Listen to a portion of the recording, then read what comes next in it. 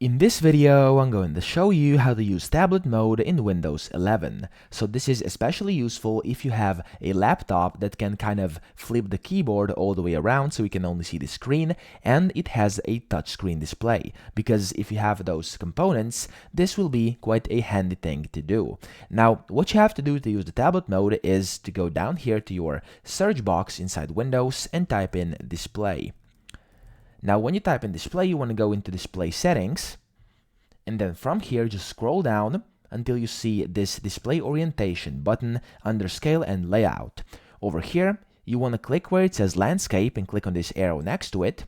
And then what you want to do is click portrait. Now, when you will click portrait, I'm going to do it right now. You'll see what's going to happen. So as you can see, my screen was just flipped, and this is essentially your tablet mode that you can enable on your Windows 11. Now, you of course have to then tap keep changes over here, and if you don't tap keep changes, what's going to happen essentially is going to revert back to normal in 15 seconds, just like it did for me over now. But if you press keep those changes, then it will keep those changes until you switch it back to landscape mode.